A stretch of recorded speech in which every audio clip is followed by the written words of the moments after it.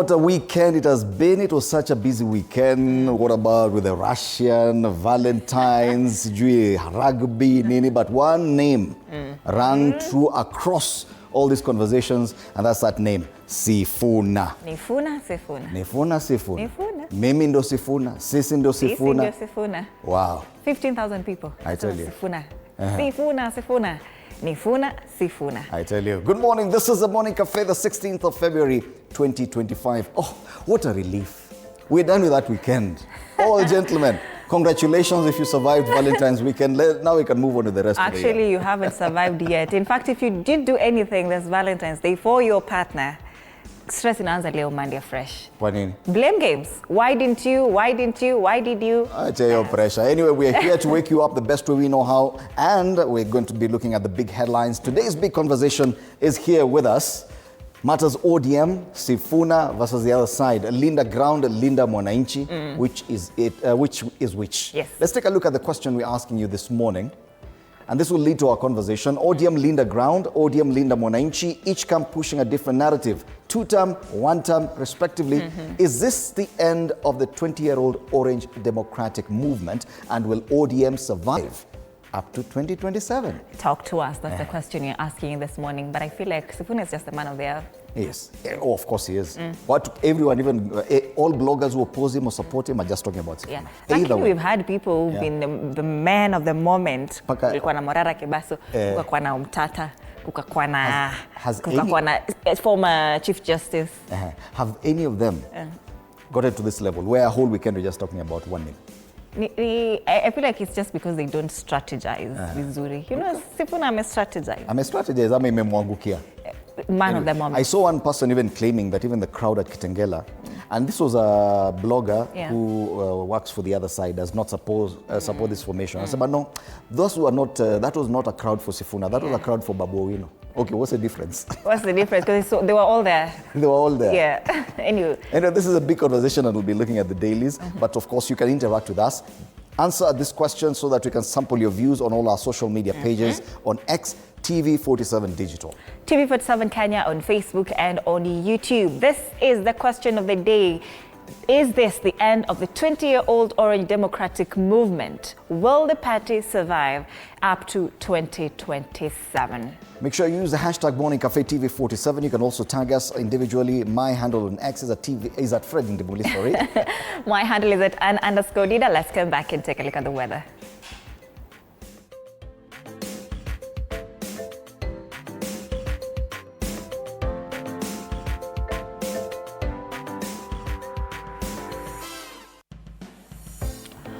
All right, let's see how the weather is in various parts across the country. Nandi, it's a cloudy day today. This morning is 13 degrees. 23 degrees is the highs at Nandi Hills will experience today with a little bit of precipitation.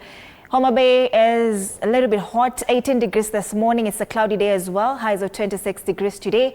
In Nyeri, it's a mostly cloudy day, a little bit of sunshine there. This morning is 13 degrees, highs of 24 degrees today. That's as far as Nandi Hills, Homa Bay, Nyeri County are concerned. Wajir, it's very, very hot today. It's a partly sunny day, they say. This morning it's 24 degrees. That's very hot. Highs of 33 degrees. In Kwale County, hot as well. This morning it's 23 degrees, mostly sunny day. Highs of 33 degrees today, no precipitation. Machakos, it's raining this morning. It's 15 degrees, highs of 24 degrees today. So this is the weather situation today across various parts in the country. Let's have the quote of the day.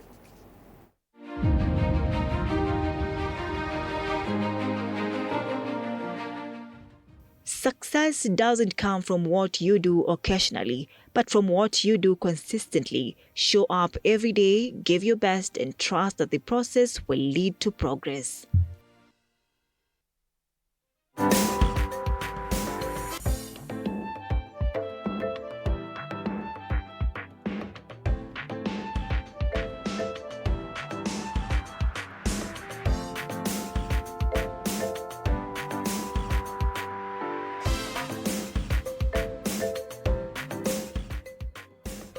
All right, let's take a look at the dailies, and of course we start off with the regional ones, and East African is top. US eyes control of DR Congo minerals. That's a big story on the front page of the East African this morning, and this is a weekly paper though. Washington says profiteers and smugglers are exploiting uncertainties of supply chains in the DRC.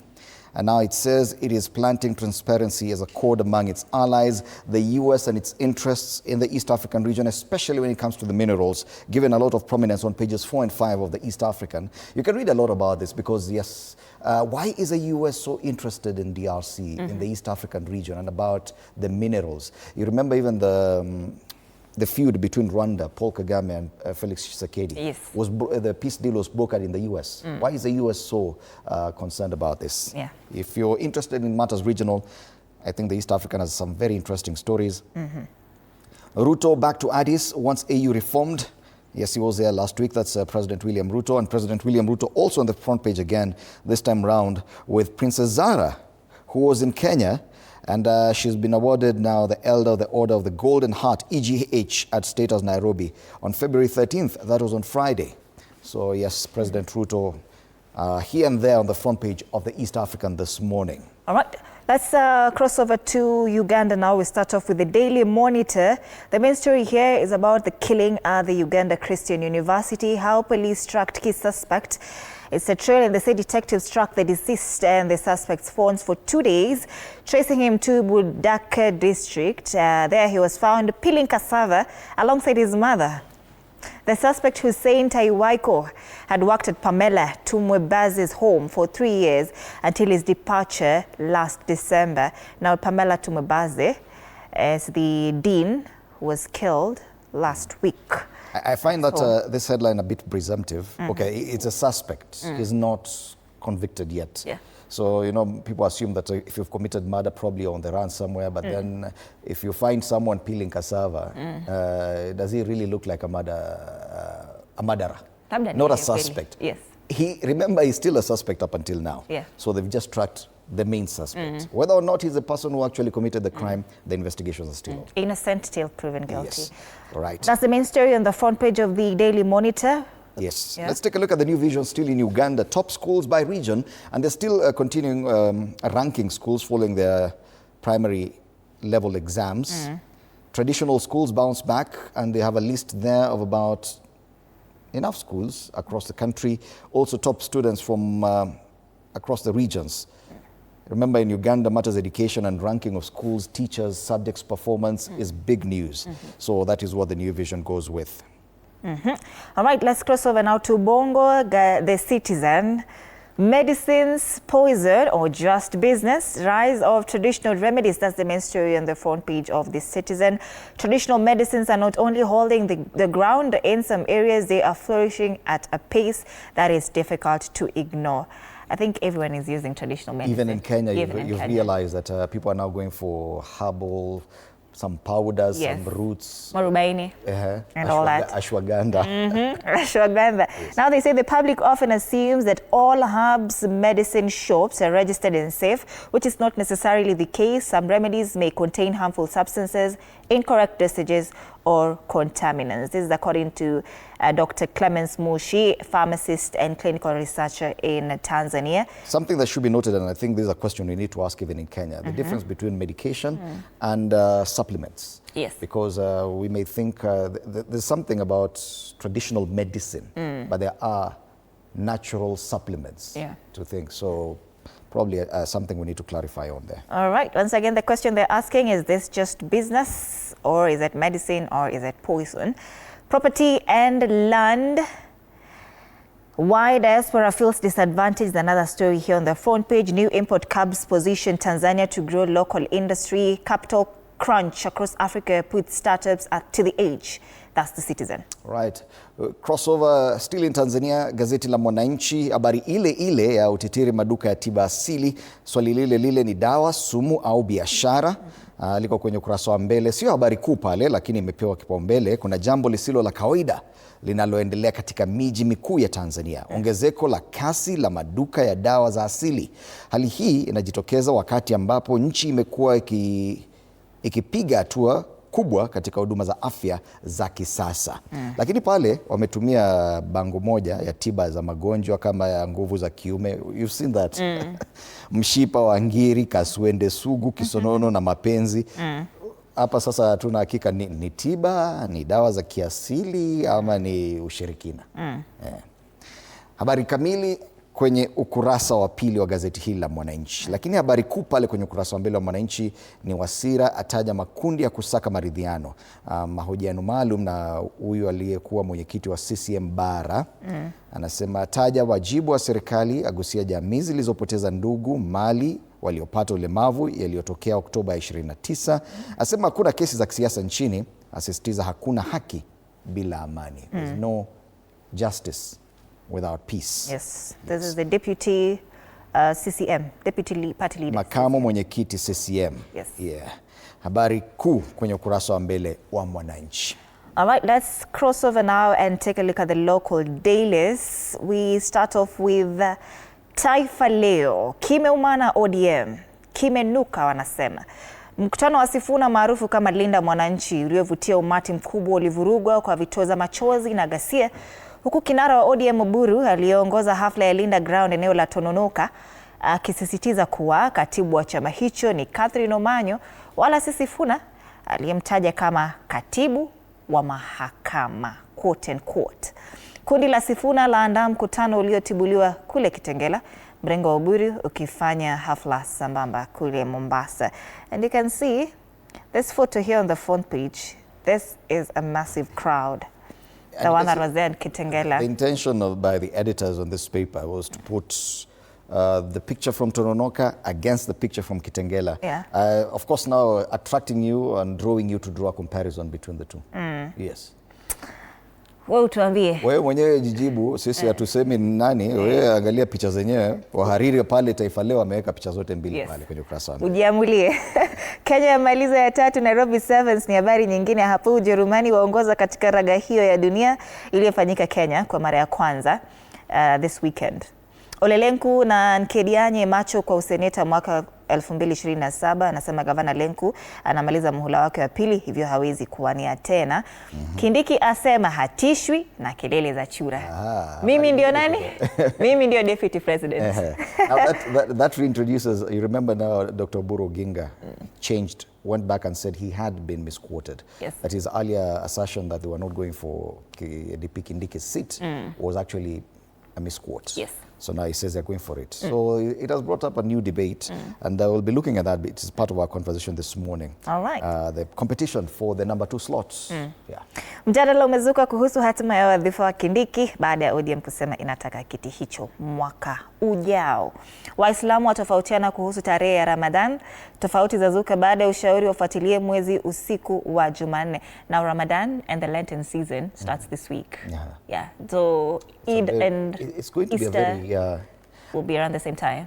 I like that environment, especially when both, because they are the two major religions in Kenya, when they go all for the next 1 month. Yeah. And both the Catholics and other Christians as well as the Muslims go into fasting and all this. Yeah. It's a very interesting period. It is. Yes. Njaa hali si hali kaskazini mashariki, maelfu ya wakazi hasa Mandera na Marsabit na hata Kwale hatarini kuangamia kwa njaa na ukame. Gazeti la Taifa Leo. All right. Let's take a look at the Star this morning, and the Star talks about pensioners to retire with millions in new NSSF savings system. This is just one of the big headline there, but of course the big story is still on Sifuna. And they have pictures there of thousands attending Sifuna's rally amid chaos and tear gas, and Sifuna holding a flag atop a vehicle in Kitengela on Saturday. This was a big ODM ousted Secretary General Sifuna, James Orengo, Saboti MP, Caleb Amisi, and Embakasi East MP, Babu Owino, among other leaders. Now this is interesting because back in the 90s, Orengo was in the same spot, still on top of vehicles during the clamor for multi-party democracy. He was not with these young people. He was with people who are now considered old, others have already died. Yeah. Martin Shikuku, people like Kijana Wamalwa, people like Gitobwe Manyara, who are no longer on the front page, is no longer on the forefront in as far as politics is concerned. But Orengo is there. He was there back then, he's still there now. And I think one of the cartoons has made mention of that. But the big story away from Sifuna is pensioners to retire with millions in new NSSF savings system. Remember that starting this February, if at all you have a pay slip, you'll realize that the NSSF deduction has gone up significantly. 108,000. Yes. So now employees earning over 108,000 will save at least 155,000 per year, which is huge. Yes.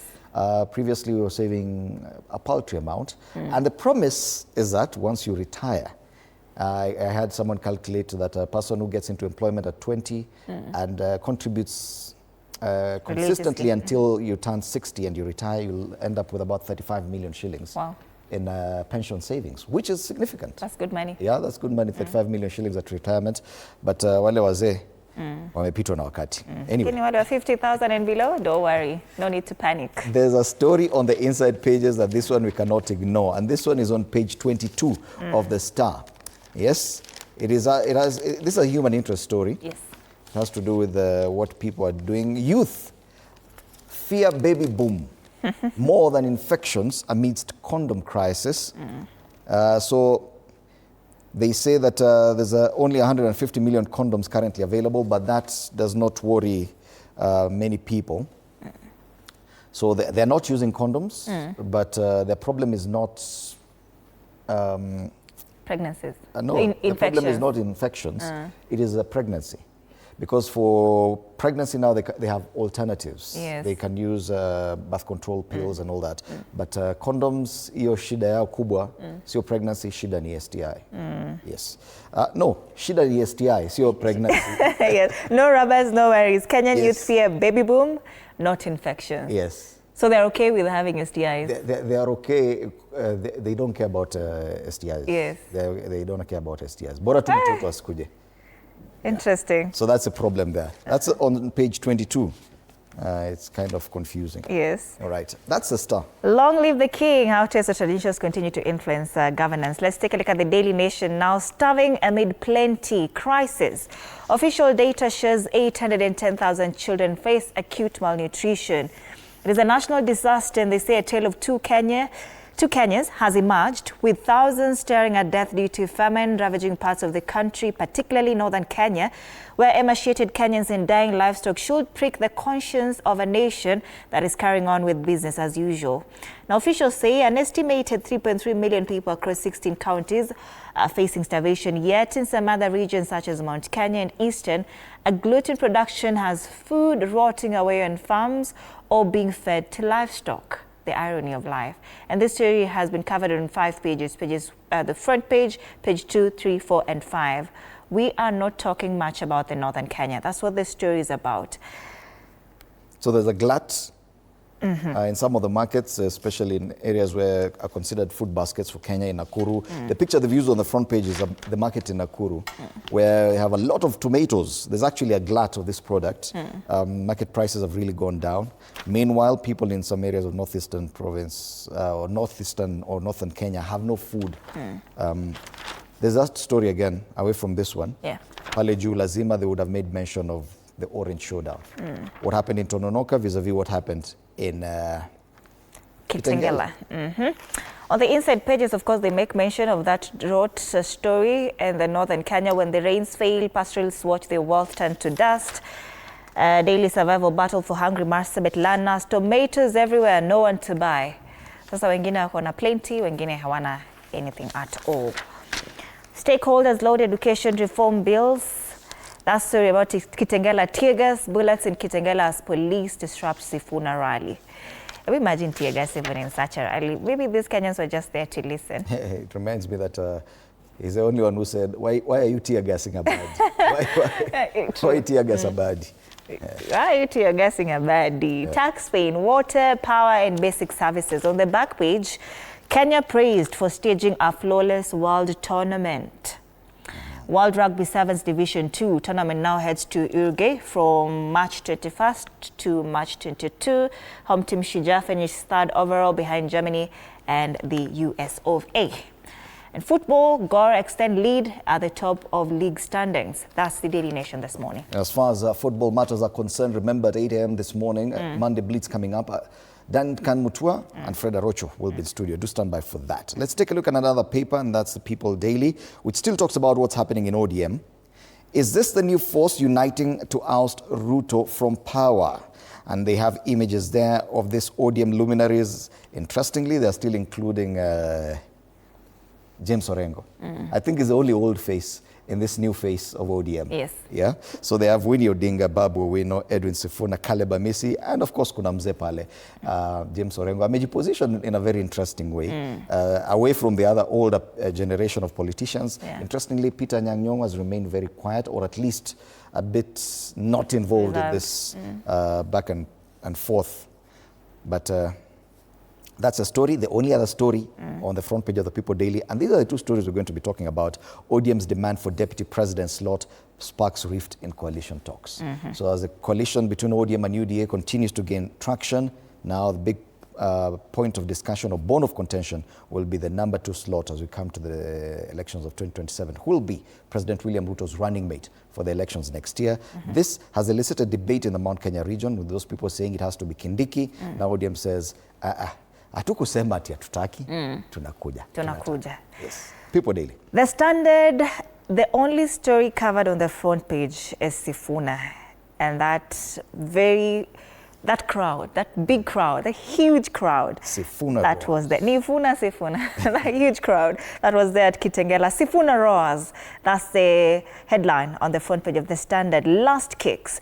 The internal fracture in ODM, pitting interim leader Oburu Oginga against Secretary General Edwin Sifuna, played out in political rallies as the embattled SG yesterday drew humongous numbers in Kitengela, Kajiado, a sight that would excite even seasoned politicians. Now, 400 kilometers away at the coast, which is considered an ODM stronghold, Oburu was surrounded by a paltry crowd, leaving questions as to which side carries the true spirit of ODM, partly known for populism and crowd pulling. That's the only story on the front page of the Standard. All right. You guys it again to Waksha. Yeah, let's take a look at the Business Daily. I thought you wanted to... Tunaambiwa kuna back page. Okay. Kuna back page of the Standard. What do we have on the back page? So they've drawn a comparison between what happened in Kitengela and the back page is Oburu team limps. It's also the kind of comparison we've seen on the front page of Taifa Leo. Yes. So they show you what happened in Tononoka, what happened in Kitengela. Yes. So it's up to you to judge. I don't know why the editors have decided to do this. I feel like the media is also fueling this. Like, hii ndio ilikuwa Tononoka, hii ndio ilikuwa Kitengela. We angalia, jiangalia. Amua. Sisi tunakuonyesha tu what happened. So you choose. Alafu kuna mtu anauliza mbona Oburu ndo amewekwa back page. All right, Business Daily is state in race against time to meet KPC's IPO sale target. The Treasury is betting on last-minute dash to raise 106.3 billion shillings from the sale of stake in Kenya Pipeline Company before the deadline on Thursday, as the initial public offering struggles to meet targets. Now, multiple top stockbrokers and investment banks reckon they have struggled to sell the state-owned pipeline company, especially among high-net-worth investors who have expressed interest but have failed to make payments for the shares. The 4 remaining days ahead of closure of the sale are therefore crucial for the success of what will be East Africa's biggest IPO in local currency terms. 4 of the top brokers who sought anonymity for fear of state reprisals said about 10% or nearly 11 billion shillings of the offer had been sold as the close of business on Thursday amid a split on the valuation of KPC. This is a very interesting story. It's a story on page 2. All right. NSE stocks make biggest one-week gain of ever at 220 billion shillings. On the ticker, US firm gets ultimatum on Nairobi-Mombasa Expressway project. IFS, that is International Finance Corporation, to buy 645 million shilling stake in e-motorbike company Arkride. And finally, CBK sees diaspora remittances sharing or reaching 676 billion shillings this year. That's the Business Daily. Right, let's take a look at the cartoons this morning, and of course, quite a number talking about what's happening in ODM. The most obvious one on the Star has 2 groupings within the UDA ODM, the ODM fraternity. And that's what I was asking, is the media fueling this feud? because they're insisting on the two sides of ODM. So they have two groupings, one Sifuna here with the SG seat, the coat on his side, James Orengo, Winnie Odinga, and half an orange on one side, including Babu Owino. On the other side, we have the other group, Junet Mohamed, Oburu Oginga, the chairperson Gladys Wanga, Abdul Swamad Ahmed Nasir, and the other half. Alafu bado jamaa nasema, I am still the Sifuna. Mimi ndio Sifuna. Yeah. All right, the cartoon on the Standard, 1990s Young Turks. James, this is the Standard. Yes. James Orengo caricatured on one side and Babu Owino on another side. 2026, Spirit revived. Spirit of the Young Turks. James Orengo was Spirit. He was there in the 90s, still there 36 years later. Yeah. Still bado ako juu ya magari. Going strong. On the cartoon of the People Daily, kuna Safina hapa, there's an arc, ile Noah. But sasa si Noah, ni the former deputy president, Rigathi Gachagua, with his crown. Amefungua mlango, anasema opening soon. Anaita wote opposition rebels. So opposition rebels ni nani?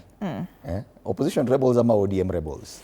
Opposition rebels are being welcomed to the arc by deputy president. That's a caricature on the People Daily. Finally, the one on the Daily Nation, right? Let's talk in 2027. Oburu Odinga is on the middle of a table.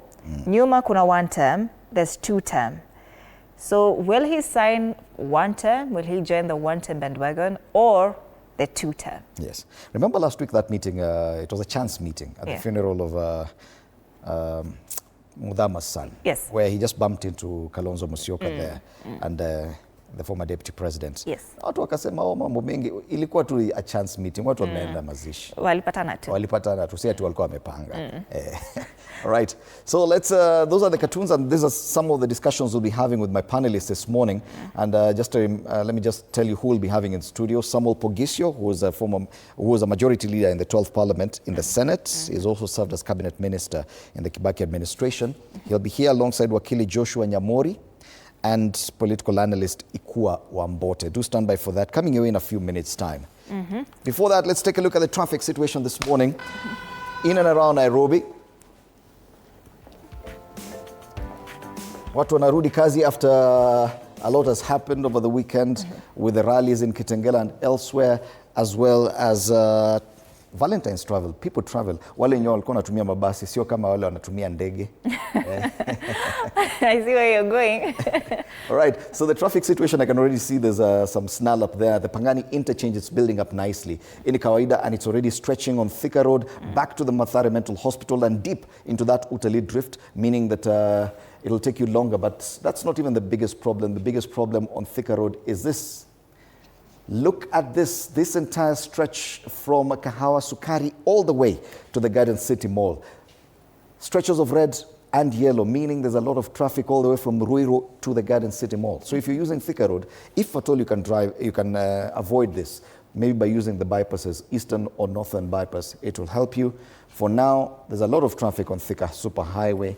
The other major tributaries into town are looking busy. Jogoo Road around Makadara, as you get closer to that Likoni Road roundabout, it's building up slowly. After that, interestingly, it's smoother once you get Shauri Moyo, Machakos bus station and into the CBD. It's not so bad if you're using that.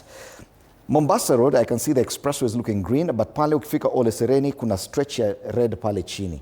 Under the interchange, kunajua kunakuwa na first floor na ile ground floor. Ground floor ya Mombasa Road, kuna a bit of traffic around Ole Sereni pale South Sea. Kidogo tu, just then after that it's smooth into the CBD. Outer Ring Road, further Tasia, a bit of traffic there. Even the Eastern bypass, I can see there's traffic. Okay, hatujaiangalia upande hii.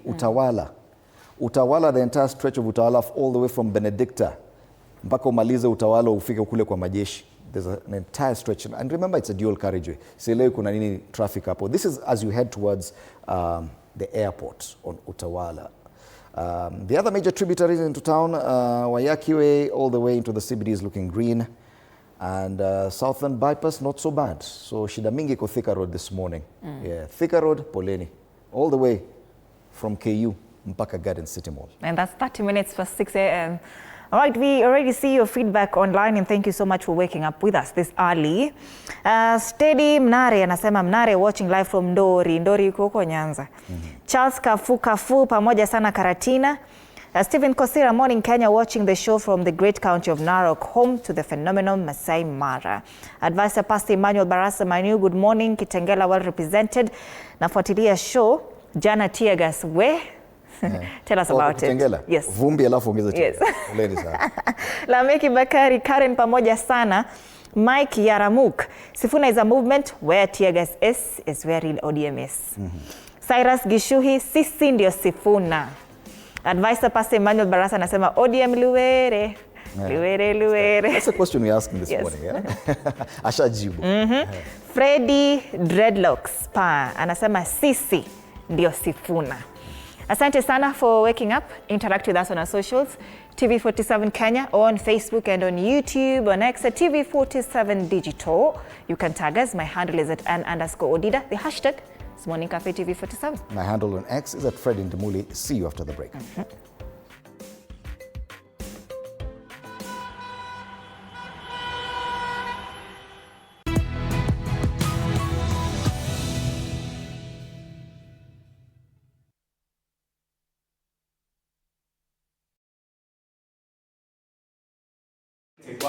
Coming to you in 3, 2. Looking back, I was a serious workaholic. I'd be working all the time. Come in very early, leave probably the following day. Working so hard within the TV industry, I wanted that to be the place where I could prove myself. I literally nearly killed myself working.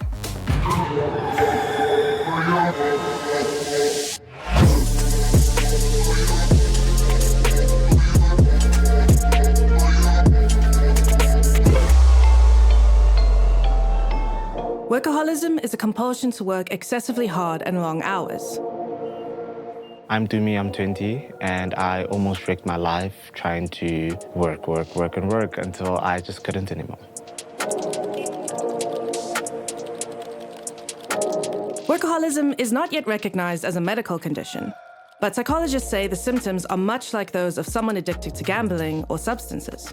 In high school, I didn't fit into all the cool groups. I finally went into modeling, going to commercials, and I saw a director on set. As soon as I saw him, I was just like, that's where I want to be.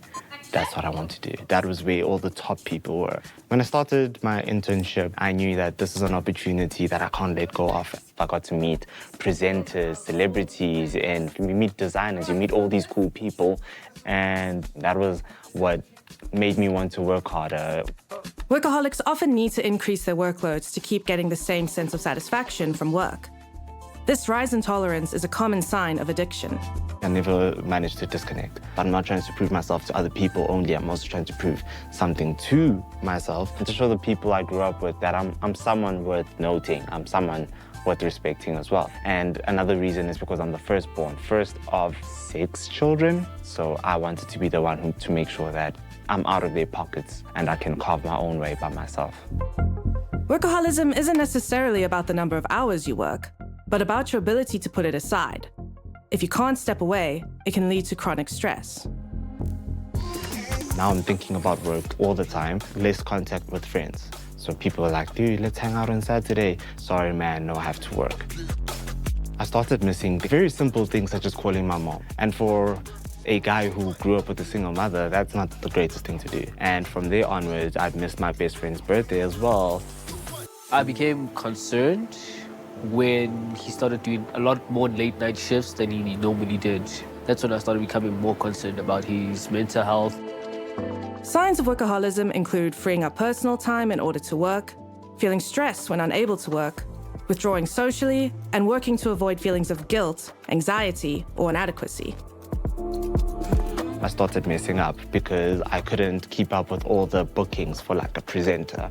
I couldn't keep up with all the bookings for a sound guy, for camera, all the different shoot days.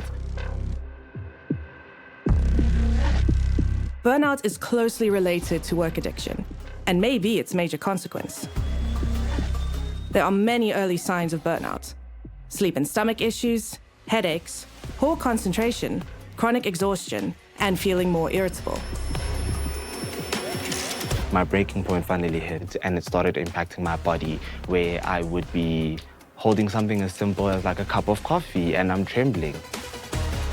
I came home late from a shoot, and next thing I know, I'm dozing off behind the wheel. Had I not just swayed in a different direction, I don't think I'd be here.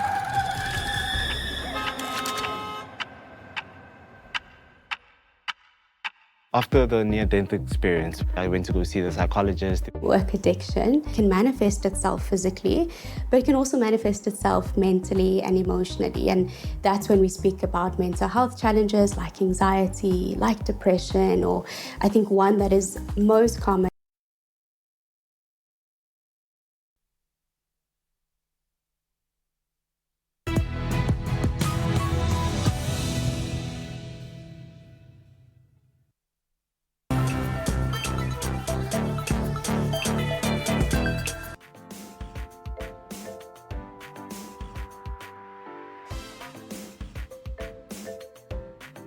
All right, good morning once again and welcome back. This is a Morning Cafe on TV47. My name is Freddie Ndemuli. Time for us to take a look at the dailies.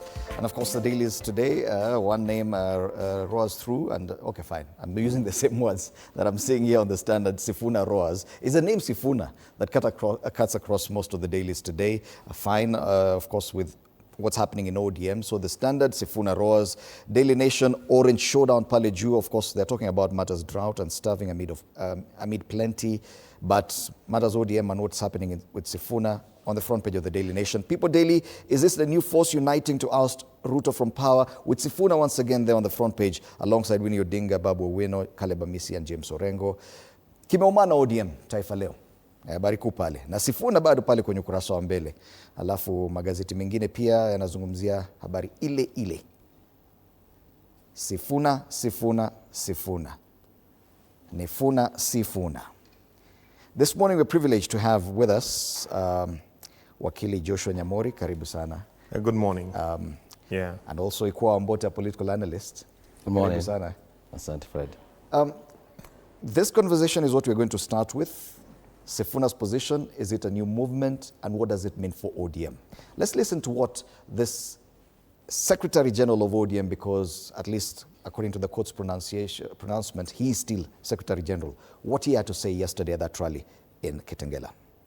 Simama hapa Kitengela tarehe 15 mwezi wa pili mwaka 2026 nikiwa bado katibu mkuu wa chama cha ODM. Wakili, those who insist, and we had this in Mombasa, that the party insists the new Secretary General is Catherine Omanyo.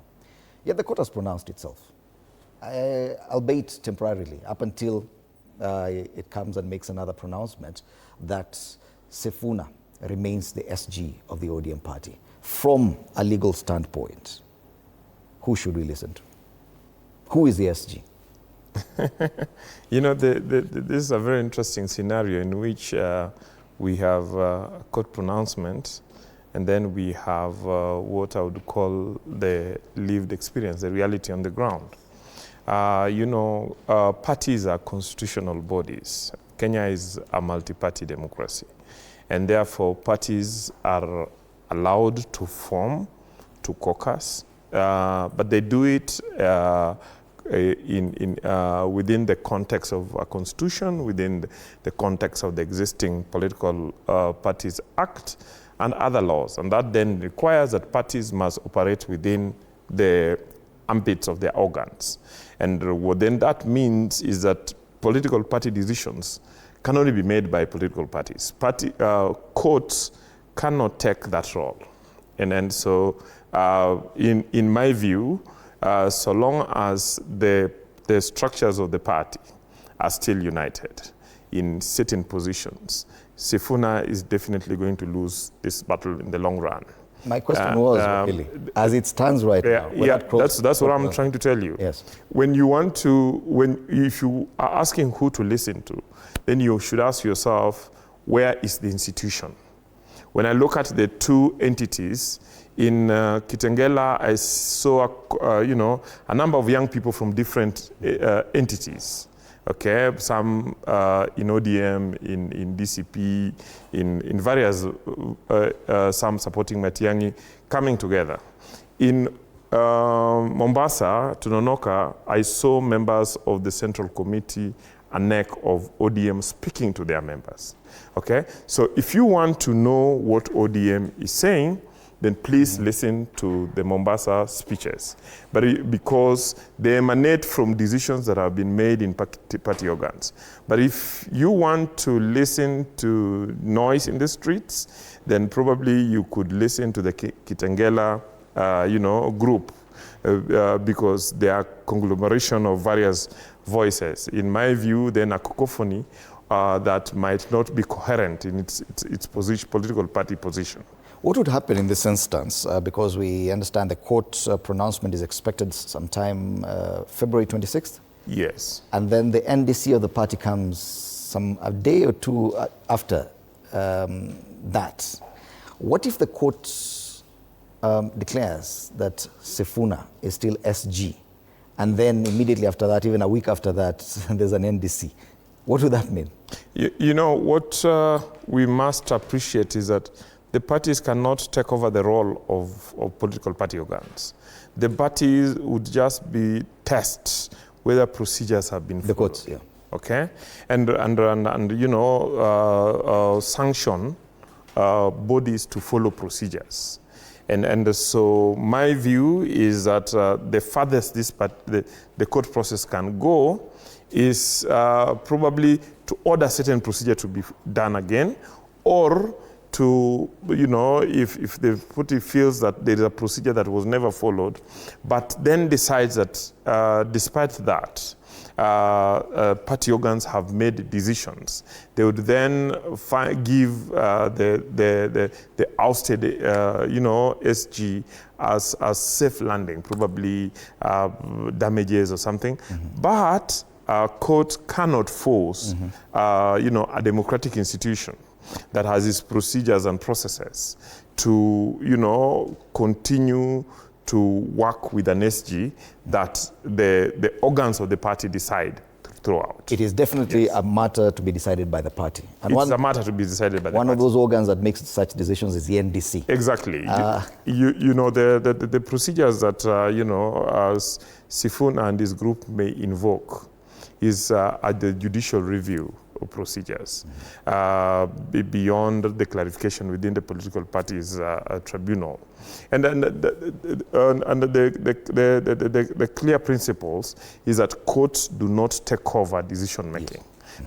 Courts can only test and determine whether procedures have been followed, whether there is fair administration of justice under Article 47, and whether the decisions are valid in accordance with the law. Yes. Yeah. Either way, it sets us up for a very interesting NDC of the ODM party, whenever that will happen, whether Sifuna will still be SG. He's still a member of ODM party, and that will be very interesting. But Bonaikua, now the discussion has moved from just an issue of wrangling between two factions of ODM party. It is now about Sifuna and his rise in Kenyan politics, and the fact that the chants we've seen, the kind of crowd we saw in Kitengela yesterday, even we have clips of people chanting Sifuna's name at the rugby tournament, which was not a political event, and Sifuna was not present at all, but we had those chants at the rugby event. And the question is this slowly turning out into a different movement? Thank you, Fred, and once again, thank you for having me this morning. I think we cannot be able to explain what could be happening right now with the Sisindio Sifuna, trending, without necessarily, looking at the reasons why and how we got ourselves there. First and foremost, Edwin Sifuna has been pronouncing himself in regard to his stance as far as the broad-based government is concerned for the longest. So if you look at the chants that came out of a rugby tournament, and if you look at what happened in Kitengela yesterday, it is only someone who does not live in Kenya who would want to ignore the fact that now this is starting to be a movement, because basically Sifuna is talking the language of the people. I keep on reminding many people, especially those who are holding positions in political parties, that a political party is as big as the people following it. Anybody who seeks to be elected in any position whatsoever, you are as good as people who believes in you. numbers here comes into play from morning to evening, and there's no any other way of explaining who you want to become if you do not look at the people who are following you and the numbers that you're going to attract. And if you look at Sifuna right now, he may not be having the biggest part of the, the organs, what do they call it, the organs of the party as far as ODM is concerned. But the few he has the people. And if you look at even how they have coined their individual appearance on the ground, the two sides of the divide of the ODM, you would find that one is saying is in the ground because they thought the ground is what they need. But Sifuna and his team quickly coined leader Mwananchi. So Mwananchi turned up yesterday. Mm-hmm. So he may not have had Wakili have tried to explain. He may not have had the Central Committee and the likes with him yesterday, but he had the people. Mm-hmm. Because you saw everybody was headed to Kitengela. And people, in fact, if it was not that important, if it didn't send a message, why throw tear gas? Why didn't we see tear gas yesterday being thrown in Mombasa, where the other team was? These are the things that are making Kenyans extremely annoyed. Mm-hmm. And that is where the support is coming from. The support is coming from the fact that the team that is being led by Sifuna is talking the language that the people want to hear in terms of putting the government in check and calling things out. So that is exactly why you are seeing Sifuna attracting people that would rather be regarded as non-ODM. Yeah. But when you are going to a presidency, when you're going into an election, it's not about the people who are in ODM or people who are not in ODM. Mm-hmm. It's about us, all of us as Kenyans, and where we want to go. Okay. Wakili, over the last 2-3 years, has been a very unique and probably something untested that has happened in Kenya. That's the Gen Z factor in Kenyan politics. You saw the kind of awakening in 2024 and in 2025. And then it died down. And many people still do not understand how this will factor into next year's election because they're not even registering as voters. It would appear that this weekend they appear to have been excited somewhat with this new political feeling. Do you think that finally the young Kenyans have something they can ride on? The chance of ceasing Sifuna. Do you think that is the direction it's taking now? I'd want to, discourage you from getting excited about what you may have seen in Kitengela, because it's not the first time we have seen exciting crowds. Mm-hmm. And you see, crowds are manufactured. What I mean that crowds are manufactured, crowds depend on the, what is exciting in the moment. Crowds depend on the spectacle that is created. Crowds depend on the level of mobilization and the type of mobilization. And this is from history. Mm-hmm. Okay, if you, for instance, read Julius Caesar, you will read about the Brutus crowd. When the conspirators come out and start speaking, the entire crowd in Rome was behind them.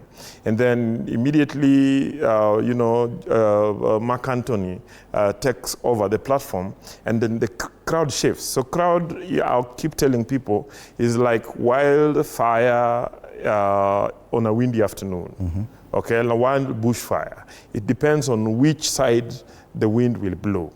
Basically, what I'm telling you is that we will continue to see these spectacles. Okay? And it will not matter. But these spectacles don't decide elections. Elections, we are a multi-party democracy. The question then that you should ask yourself is which part of the crowd, or rather which part of the group, has control of institutional structures, has the capability to roll out electoral machines. In my view, a number of these Gen Z spectacle then dissipate, and the Gen Z find themselves in the various groups that we have, mm-hmm. because the Gen Z still lack the institutional and organizational capability capable of turning spectacle in the streets into votes and turning out those votes on election day. Mm-hmm. While least organized political parties that have representation across the 40,000 polling centers across the countries have the capability of doing that. Okay. So I don't think that the Gen Z spectacle will turn into a big phenomenon. Yet it was the biggest scare for all politicians, and this is across board. The fact that this Gen Z is unpredictable, they didn't know which direction they would go. Even for the United Opposition, they still haven't been able to capture the psyche of the Gen Z. Do you agree with Wakili that there's nothing to worry, especially for the political class, when they see someone seemingly appear to excite that group? Absolutely not. And I hope Wakili is not serious. Because if he was serious, he would have known that there's nothing in optics in terms of numbers that you can pull. Because how do you pull numbers if they're not interested in what you're saying? Right? People, this is politics we're talking about here. People come to listen to you because they like and they are admired and they are being pulled towards you by what it is that you are saying. And that is what eventually amounts into votes. Now look at what happened with Gen Zs. That particular movement sent a very big message to this country. It was the first time that we saw the things that we saw. Because even in the 1990s, when the multi-party, youths were fighting for the multi-party, they didn't do what these Gen Zs managed to do. These people are in their own time, their own times of even how they communicate and how they mobilize. They are shaping narratives every day. If they are following up on something, you know that they have even made a president to come and revert some of the things that they have done. They are not seemingly powerful, as Wakili would want to, to kind of categorize them.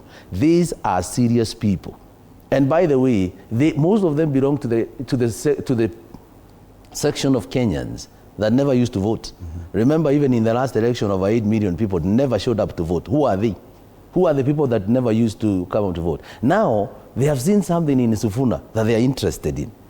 And you saw they were actually the one who are mobilizing on Twitter. And they are the ones that are wearing the t-shirts of Sifuna. If that does not worry the ODM on the other side, I don't know what needs to worry them. Because apparently they would even go further from power. Wacha saizi wanasema we need power. You will not get it if you're not going to be able to pull these kind of people to your side. Yes. Because remember in my previous comment in regards to the numbers, if anybody would want to win the next election, then you need to count those 8 million people and give them a reason to come and vote. Because it's like they never had any reason to come and vote. And if Sifuna is what they'll be following, worry where he will go. Do you think that the media is overplaying this? Because if you look at the papers today, they draw comparisons. On the front page of the Star, we have, okay, fine, the front page of the Star just has what happened in Kitengela. But you look at Taifa Leo, they've drawn a comparison between the ODM rally in Tononoka, Mombasa, and the one in Kitengela. And the crowds, okay, it's been left to the readers to decide which is a huge crowd. They don't say which one it is. On the front page of Daily Nation, there on the top strip, they have what is happening in Kitengela and what happened in Tononoka with just the leadership there. Now the Standard has done 2 pages, front page and back page. On the front page, Sifuna roars. On the back page, ODM deemed. Do you think the media is overplaying this, or is just the reality that in as far as perception is concerned, the bigger your crowd, you're the winner? Kenyan media, just like any other media across the world, has its agenda. And, the agenda of the media depends on, the ownership of the media, the target group, who the advertisers are, and so many other things. And, the political interests that they may be serving. And, looking at some of this, I was looking at the headlines in the morning, for instance, the Standard headline, and looking at the headlines they have carried, the alarmist headlines they have carried. Clearly, they're pushing a narrative. And you see, as they say that, they're not answering who was in Kitengela, okay? Who was in Tononoka, okay? The question is, are the crowds that have been mobilized into a spectacle capable of making decisions within political parties? Are they able to turn into votes? And I keep warning people, don't, in the height of the Gen Z protests, I remember telling certain young people that if you guys are not careful and don't get into these institutions, you will be left out in the streets. And indeed, when, the big boys then sat down to agree on how to share power, the Gen Z were not on that table. And these are the same Gen Z that, mobilizing them into a spectacle is very important. So somebody decides to, I'm told they call it form, to have a form in form too. Diani. and all of them take the SGR into Diani. Then another day, the president's son has launching a matatu, just a single matatu, and mobilizes on social media. And they are all it found me in the CBD, and I thought there was riots. When I went there, they were celebrating a single matatu being mobilized. So it is an interesting thing. It is interesting to be young. I was once at that stage.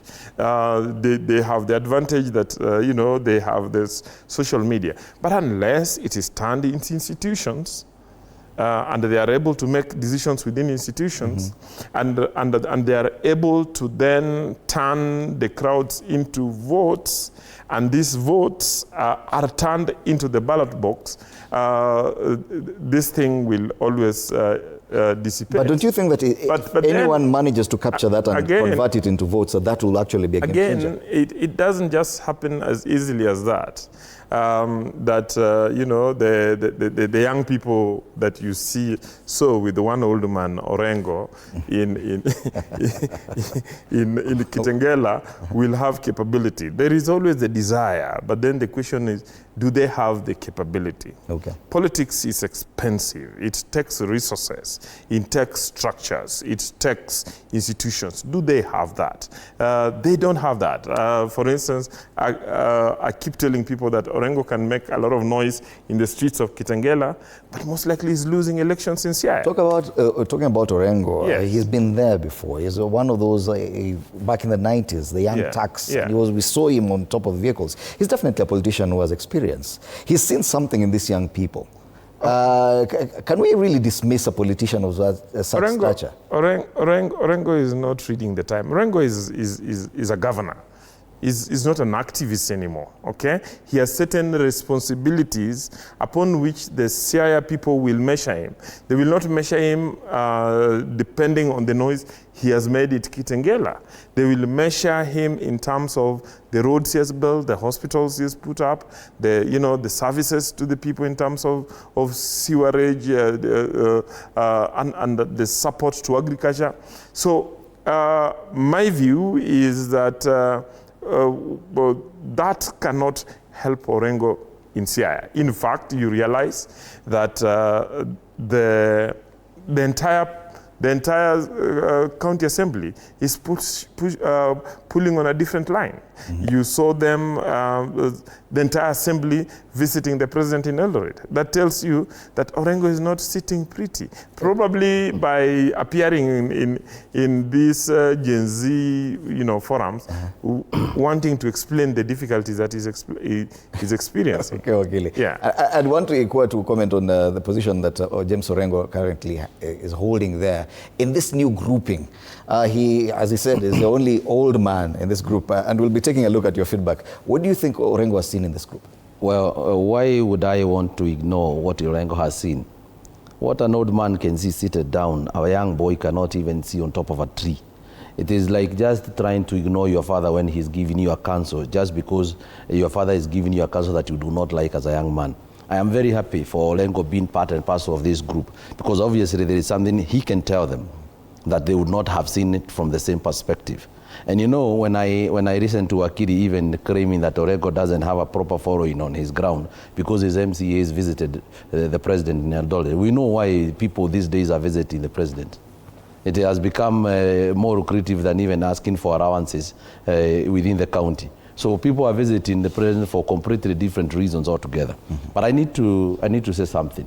Sifuna and his team are lucky to have Orengo on their side, because I would imagine if they didn't. And if we are talking about old man, because I've heard Wakiri describe Orengo as an old man, in terms of energy, who has more energy between Orengo and Dr. Oburu? So in terms of even explaining anything that people can understand what you are saying, who can you even listen to? So we are not supposed to talk about old here, in terms of that. If we want to go that direction, then we'll even be able to know that the other divide has more problems than the ones that Sifuna is enjoying. I mean, Sifuna is enjoying somebody who can actually sit them down and tell them something, clearly, and they listen. Somebody we can give a microphone and talk without being whispered to on the side to be reminded what they were supposed to say. I mean, this is very dangerous. So basically what I'm trying to tell you is that, Wakili, please, let Orengo be able to give these young people, like when you are old, the best thing you can do is to share with the young people what you have. So that in the time in which you are exiting the stage, you have already shared your experiences and you have been able to guide the people, show them. But I need to answer something that he said earlier in regards to optics and perception thereof. I mean, Fred, you are aware that as much as we would want to accuse the media of trying to actually put the optics of what happened here and there in terms of crowd comparison, that is what directs or dictates the perception of politics. Right now, the perception of the entire country is that the entire people of ODM are with Edwin Sifuna and his group. Why? Because of the same optics you're talking about. Exactly. I mean, and this is a game of perception. And the moment is going to win that the people of ODM are with Sifuna and his group, then the other side will be left with nothing, and that's a other than themselves. That's a question we're asking online. My colleague Anne is on standby. Anne, what are the people saying about the question we're asking today with regard to what's happening in the ODM party? All right, Sifuna Ouster, end of ODM, yes or no? Let's see what our viewers are saying this morning. Umejuaje nimesha kanasema sisi ndio Sifuna. Kevin Wanjala, Uhuru Financials. Pascal, Waluya waunde chama yao. Pascal. Kevin Ligolo, ODM ni chama ya Wajaluo, Kitengela is not ODM home turf. Dagi Blessing, sisi ndio Sifuna. Sean Slight Kale, mimi naitwa Sifuna. Sarah Vincent, but ODM died the moment Amolo was lowered to the grave. Everyone is just pulling for survival. Kennedy Wambia, your prayer, 2027 is done, 2-term. Victor Tanui, ODM rested with Baba. Vini Kinyanjui anasema ODM went with Baba. Mburu Shege, as one of founder members of ODM, Ruto swore to discipline Sifuna for refusing to sell the party to him. And there is a video to that effect. Oburu and Kahuts received initial down payment. ODM is dead and buried. We have some more. So Fred, we can see the constant feedback here is ODM is dead. I wonder if Wakili Nyamori would agree with that. Is your ODM dead, yes or no? ODM would be dead if its structures and institutional systems are not working. In my view, the institutional structures of the party are functioning well and are able to sit and make decisions. And so I see ODM at the moment where it is clarifying its positions, considering the fact that they just went through a very traumatic experience, losing their charismatic leader who has led the party since its formation and who was a national hero. Therefore, at that moment, the party had then to get to a point where it clarifies that we still hold these positions, or we are changing positions. And that starts with, the organs of the party. The Central Committee then sat down and chose, identified Honorable Buru, who was then also, elected by NEC.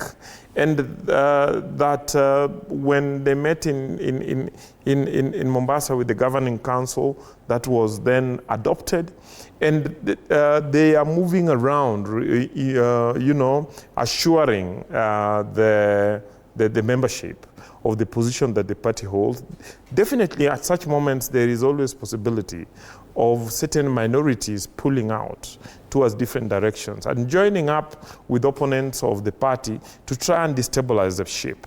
My view is that ultimately, at the end of the noise and the spectacle and the excitement and the emotions, the institutions hold. How many, and the institutions how many are able parties to in Kenya? endure. How many parties in Kenya have gone through what ODM is going through and survived?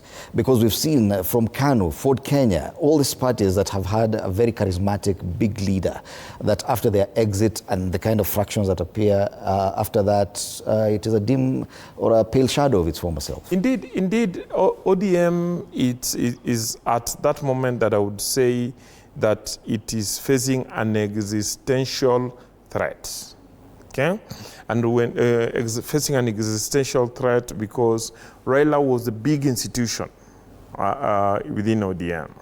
And that in his absence, it is possible if ODM does not strengthen its institutions, that the institutions can then collapse. How are the institutions then, clarified and strengthened? Institutions are clarified by ensuring that the organs of the party function, that the law, the constitution of the party, and the rules are followed. And that, everybody is given an opportunity to express themselves, and then decisions are made democratically so that the minority can have their say, the majority will have their way. And I think looking at what I have seen in ODM so far, that is exactly what have been happening. They have been able to, establish a new leadership to take over from Raila Odinga. I believe that Oburu is a transitional leader, is a steward to enable the party clarify its long-term, existence. So you do agree that for its long-term survival, Oburu Odinga may not necessarily be the leader to take them there? Definitely, we cannot say that Honorable Oburu will lead the party for the next 30 years, okay? But then it was important during this period that somebody who has spent a lot of time with Raila Odinga, I grew up in ODM, although I left ODM at some point. And I keep telling people that I knew that Raila Odinga would take advice from various people, but ultimately the person he will go to for the last advice would be Honorable Oburu Odinga. Okay. And most of the time it is what Honorable Oburu Odinga tells him that he would follow. So Honorable Oburu Odinga was the brain box, while this Raila was the warrior. Okay. And that, being a self-effacing person, then a number of people, do not realize that he's very revolutionary in his thoughts. And my view that in such a process of transition from such a strong leader, they needed somebody who understands his philosophy and has been with him for a very long time. And that has happened in other revolutionary movements. Look at what happened when Fidel Castro's brother took over. And so my view is that ultimately, it is what Honorable Oburu is doing that will save ODM, rather than, minorities within the party joining up with people from other parties and mobilizing chaos in a bid to push their personal interest to take over from the positions of the... But it's the timing of this crisis that probably will change the game for ODM. Elections in the next 18 months, a possible coalition with the UDA, that whose a lot of the agenda is yet to be confirmed. Of course, there's a debate about the running mate position and all that. Yes. A lot of the feeling and feedback we have is that this is the end of ODM. Yeah. Do you agree that, yes, as he says, it's facing an existential crisis or an existential threat, but according to everyone else, it's worse than that? Yeah, it is actually worse than that. I can tell you this is a euthanasia case. This is what you call mercy, death, slow death of ODM. It's going to happen. First and foremost, the biggest mistake they did was to replace BAMBA with Oburu. And I agree with him, he could have been the brain box behind BAMBA. But of course, you never promote anybody to their incompetence level. Never.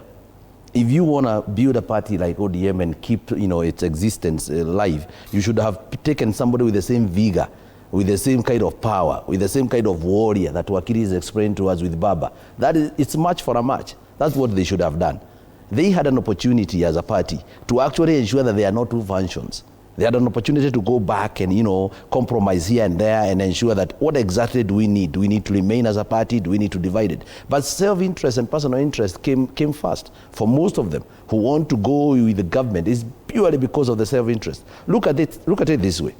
The other day, Oburu said that the position of the deputy president is what they are going for.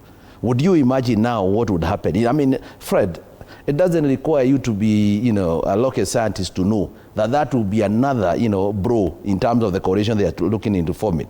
Because assuming that they are going to actually dethrone the deputy president, his position, what's going to happen?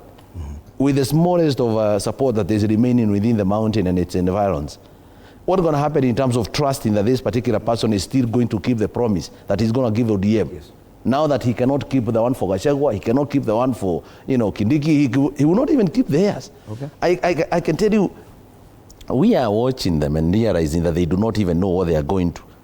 If somebody actually roasted your brother, you cannot trust them with yourself. If you lose your finger in a guillotine, please be careful, you can lose your head in the same.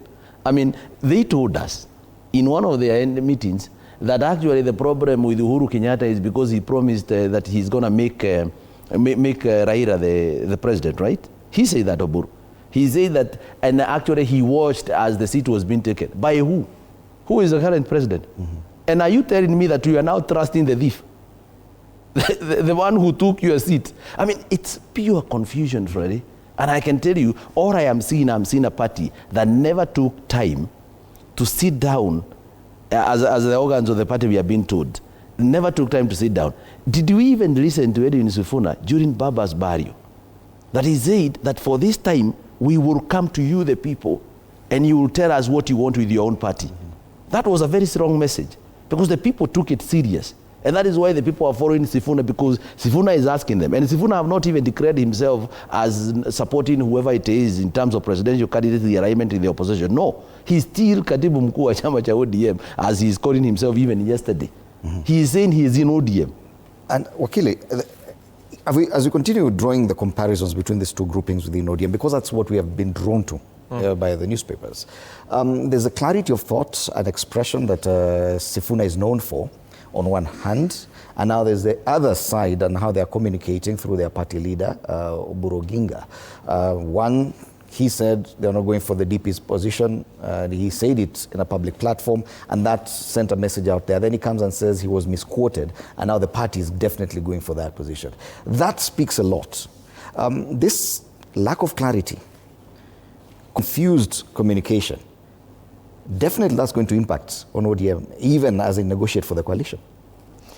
You know, Oburu is a party leader, and as I told you, it is a party going through a transition. It's a party trying to clarify its position. It's a party trying to recalibrate. It's a party listening to itself. It's a party listening to the ground. So it is not strange that the party leader, at various moments, would, you know, take positions that keep evolving, because we are in an evolving situation. And that being a democratic entity, at every particular moment, the various groups in various organs of the party would have various positions. And I think Honorable Buru has made it clear that, you know, he will always hear and let people speak their mind. About the position, the issue of the deputy presidency or the running mate position, I think ultimately we have not seen the structure, the face and the shape that the coalition will take, and whether it will just be ODM and UDA or whether other parties may join. Kenya's politics is a very dynamic field that keep evolving. And I think that what will ultimately guide the coalition in terms of the decision it will make on its presidential candidate and its running mate and the various positions that they can be able to offer to each other will be what would be the winning formula and what wins. I think that in Professor Kindiki we have a very strong deputy president. And if anybody doubted that, they should have listened to Professor Kindiki speak during the UDA aspirants meeting, in which he was able to, bring out the manifesto of the party and the scorecard of the party over the last 3 years in a very eloquent and a deep manner, and having numbers and figures and data at his fingertips. And we have had, the UDA brigade also express themselves. So in a situation in which we are in which we have, two partners trying to come together, and every partner expressing its interest, you can be sure that positions will keep changing. And I believe that they will settle for the most enduring. What impact do you think it would have? But if at all ODM were to demand for the running mate position and say that is a bare minimum? I don't think that ODM can insist on a position if that position is not helping it. Okay, ODM is the question is, what do the membership of ODM need? I think the membership of ODM need continuity. The membership of ODM need to be in government. The membership of ODM need the government to respond to their development needs. As an equal partner in a coalition, and even the chairperson has already indicated that it will be half the cow. You split it into two and they take this side, the other take the other side. In the nature of our presidential ticket, it is you take one, we take the other. Equal partnership does not mean that you take the presidency and the deputy presidency. That is not equal partnership. It means that the essence of coalition is that you contribute your strengths. And in contributing your strength, then you are able to benefit from the output. Post-2010... In my view, are you able to allow me to finish? No. Post-2010, we've seen coalitions. Yes. And in every coalition, perhaps the best example would be the Jubilee Alliance, where two parties came together to form a coalition. And they split those two positions. You take the presidency, I take the running mate position. Yeah, but then that worked. President William Ruto then presented the best option for the coalition to have as a deputy president, in my own view. Okay, in my own view, you do not fix it unless it is broken, and I see a very strong deputy president. And a deputy president that just proved himself. When he was told that he could not pull numbers, he proved himself during the Mbere by-election. At the same time, he has earned respect across the board. For me, the best scenario is that President William Ruto will still run with Professor Kindiki as a deputy. ODM, because of its contribution, will be able to get, decent representation within the cabinet. Decent representation within the cabinet and within the other organs of the party, and that in the manifesto of the coalition, they will be able to commit to certain projects that will respond to development needs of the members of ODM in their strongholds. My view is that will work, especially because ODM is still at that moment when it is clarifying itself, and that out of it, they have an opportunity working with President William Ruto to give their membership an opportunity to go through a period in which ultimately probably at 2032, they will have somebody who can run for presidency or could run for... But listening to you, ODM is a party that has fielded a presidential candidate. Yes. The last 5 or so elections. Yes. But listening to you, you seem to look at ODM as the small brother in this coalition. No, not at all. Coalition deal. No. That probably they are not at par with UDA. They do not deserve a position in the presidential ticket. They are not there yet. They are recovering. So let them recover, get some strength, then probably in 2032 you can get there. But for now, you are the small brother. You know, what you're saying? What you're trying to do is to diminish the traumatic experience that ODM just went through, and that inform, you know, what may appear as a crisis at this moment, and that, you know, then requires that it clarifies and recalibrates. ODM just lost Raila Odinga. Raila Odinga is not your ordinary politician. Raila Odinga was a national hero. Raila Odinga was, you know, the leader that you know, pulled ODM and its crowd together. The party, in my view, if I was an advisor to the party, I'm not. If I was an advisor to the party, I would then advise the, you know, the membership and the organs of the party that it is important. And that is why I think that the leadership of Honorable Buru is important, that they use the stewardship of Honorable Buru and they use the partnership with the UDA party and government to be able to work within this broad-based government and in 2012, to be able to get position in which they could then get their membership, including young people within the party, to get into position that would enable them to recalibrate, but also to move around the country, to develop new partnerships, and to grow and demonstrate their capability, so that in time, by the time the president is retiring, they have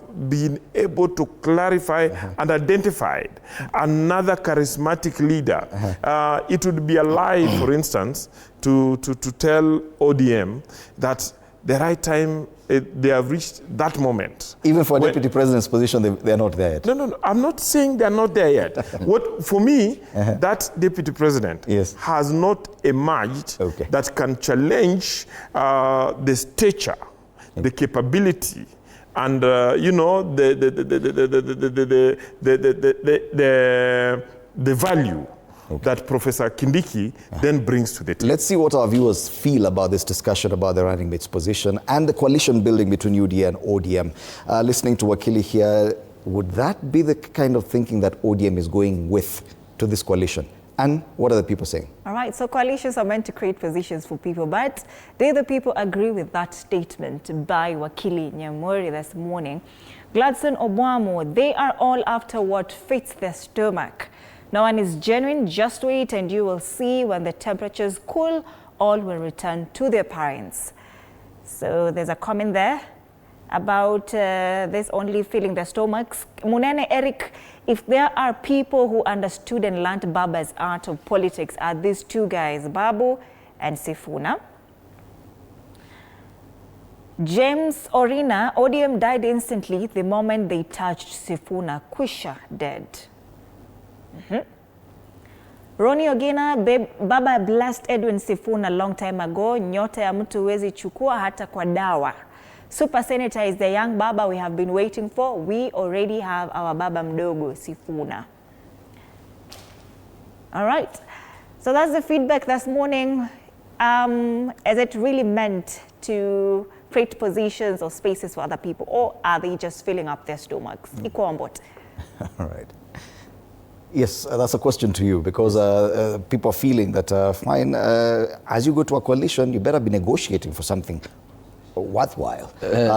Cabinet positions only, what Wakili calls decent representation? No, there is no decent representation when you are promised cabinet positions.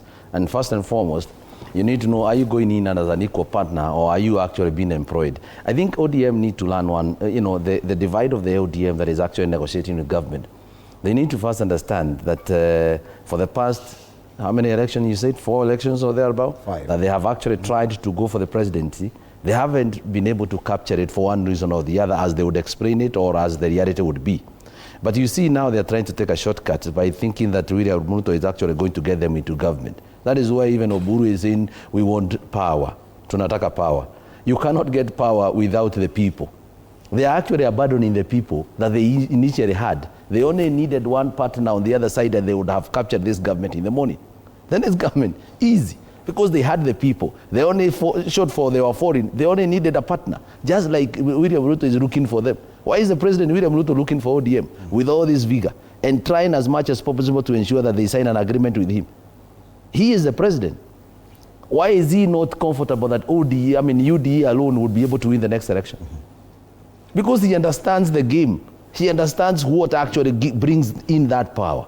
And if ODM is going to go to William Ruto and say, we don't want anything, we just want to support you, he is going to give them nothing. I do not believe, and I don't believe that Wakiri is serious when they say that they are not coming in to negotiate for a position. They are not going to take anything less, because how are they going to convince their people? The people that they actually come in within the government.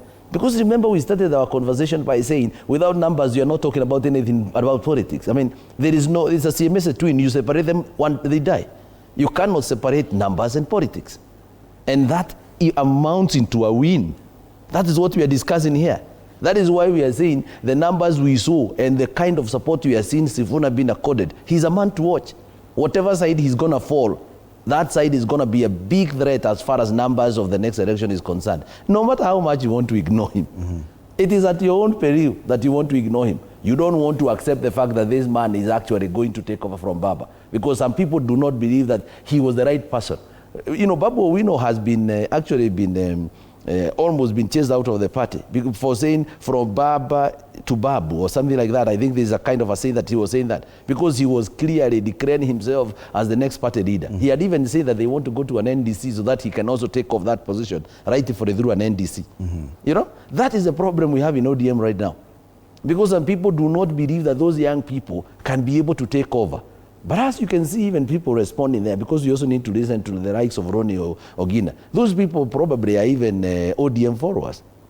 We need to listen to them. When they are saying that this is the person that nyota ya baba iko wapi, wanasema nyota ya baba iko kwa vijana, because of the spirit. That is what Baba represented. And you cannot tell me that when Baba went, he left such a huge gap that we cannot even find a deputy president in that party.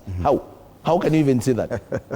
Definitely, they say palipo na moshi hapakosi moto. This debate has definitely elicited quite some reaction. It's drawn out even the deputy president to come out and comment about it. He's quoted there on the front page of Taifa Leo. Kindiki asema hatishwi na kelele za chura.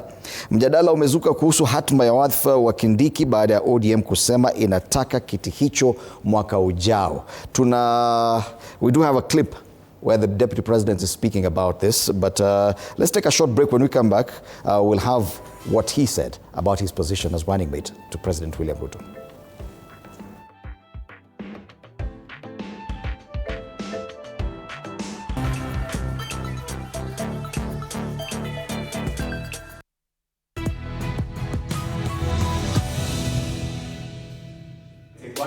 Coming to you in 3, 2. Looking back, I was a serious workaholic. I'd be working all the time. Come in very early, leave probably the following day. Working so hard within the TV industry, I wanted that to be the place where I could prove myself. I literally nearly killed myself working.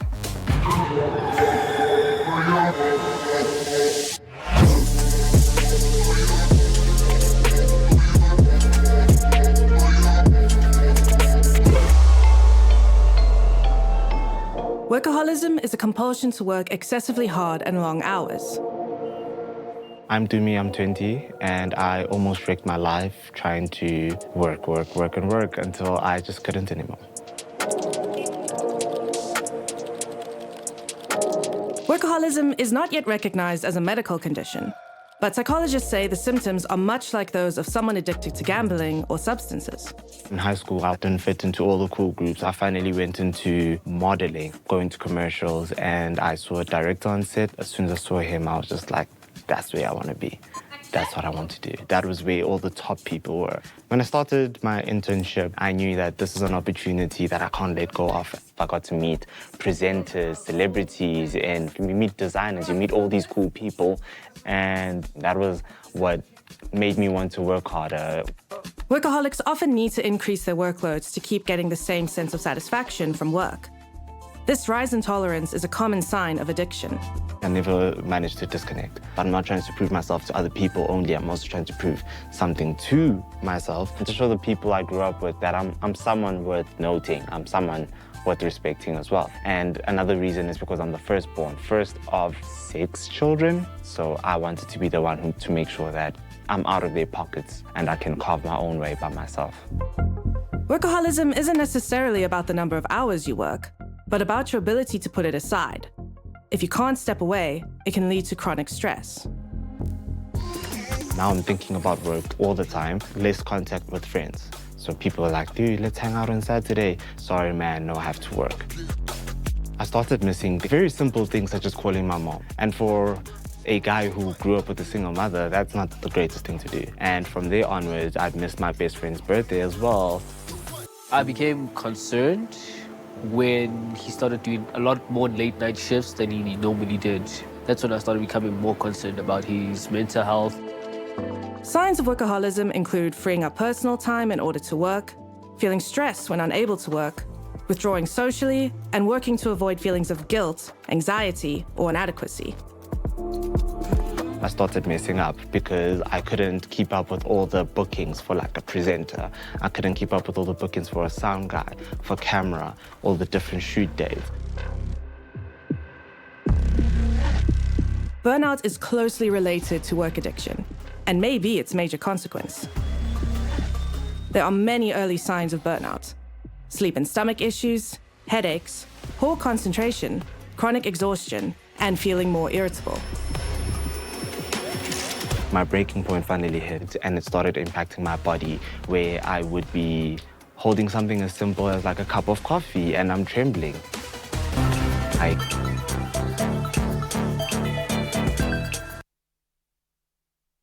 Ati nimesikia kuna watu wameleta wasiwasi huku. Ati wanasema iko maneno ya wasiwasi huku. Nyinyi nawauliza, si mnajua hii serikali mimi ndio namba 2 kwa hiyo serikali? Ni kweli si kweli? Ni kweli si kweli? Sasa nauliza, hao watu wanaongea kama utukunya na rukunyota mbaka nyoro. Mimi nataka niseme hivi watu wetu. Mimi nataka kuwaambia mrelax. Mimi nataka kuwaambia mfanye nini? Mfanye nini? Na musiletewe wasiwasi na mambo madogo. Yale watu wanaongea, watu wa siasa. Mimi ndio Deputy President wa Kenya. Na hii kiti hakuna mahali kinaenda. Na tukitoka hapa, hakuna kurudi nyuma, ni kusonga mbele. Niseme nisiseme. Mimi ndio Deputy President wa Kenya, the Deputy President, Professor Kithure Kindiki, finding the need or the necessity to actually state his position, which everyone knows. He is a Deputy President of Kenya. Yes. Definitely it's causing jitters. We've seen it's causing jitters even within the Mount Kenya region, that leaders allied to UDA from that region are already demanding that if at all they do not retain that position, things will change. It has drawn even the attention of DCP party leader Rigathi Gachagua, the former Deputy President. This is what he had to say about the shifting allegiances or threats with regard to the running mate position for William Ruto. Hiyo wabunge wa Mlima Kenya mnasema ati mnatisha Ruto, ati akitoa soprano ati mtaenda broad base. Hakuna mtu iko kwa broad base, ni nyinyi peke yenu mmebaki, mkwende huko na mkwende. Harambe. Tena niwaambie nyinyi wabunge wa Mlima, you sold your soul to Kasongo. You are the slaves of William Ruto. Muliuza roho zenu na akili zenu kwa William Ruto. hamuna nafasi ya kumwambia chochote because nyinyi ni watumwa ya William Ruto. Nyinyi watu ya mlima munalia ati munataka kiti ya naibu wa rais. Mulikuwa with the deputy president elected by the people, a strong man to stop Ruto from finishing Mount Kenya. Mukamtoa, mukaweka weakling, mukaweka robot, mukwende huko, muwete kabisa mukabisa. Huyu Kasongo tumemweka kwa kona. Tumemweka kwa kona. Sasa na watu yake, watu ya Kenya Kwanza na watu ya ODM wanataka kubadilisha narrative. Wanataka kututoa kwa mambo ya Kasongo na vile ameharibu Kenya. Ati tuanze kuongea mambo ya Kindiki na watu ya ODM. Sisi hatuwezi toka hapo. Mimi nataka kuambia watu ya upinzani, msiangukie hiyo mtego. Kasongo ameongea na watu ya ODM na wale ya UDA. Amewaambia waanze debate ati nani atakuwa deputy president. Hiyo ni mambo ya ujinga. Sisi hatuna haja na mambo ya deputy president. Tunataka kupeleka Kasongo nyumbani, aende nyumbani. Yes, indeed. According to Rigathi Gachagua, this is definitely a psyop. It's engineered by the government to draw attention to something else rather than the president himself. But it would appear that running mate position or the deputy president position, on whichever side of the political divide, is going to be a hot potato heading to 2027. Well, yes, you would expect that to happen, especially because the what we call the running mate position comes with a region. Politics of Kenya, as they are right now, they are divided into regions, and that is exactly what the Gen Z have been trying to fight, because traditionally it falls within a particular alignment of blocks that has tribes and this and that, and that's how we align ourselves before we go into an election. So that is why you see that there will be a lot of debate in regards to the running mate and who becomes what, because obviously you are bringing some people. You are coming with your people. And I want to echo what you've had the Rigathi Gachagua say there in regards to what debate we are now having. I mean, why are we having a debate about who becomes the running mate of the president when at the same time we are saying the president is going home? Mm-hmm.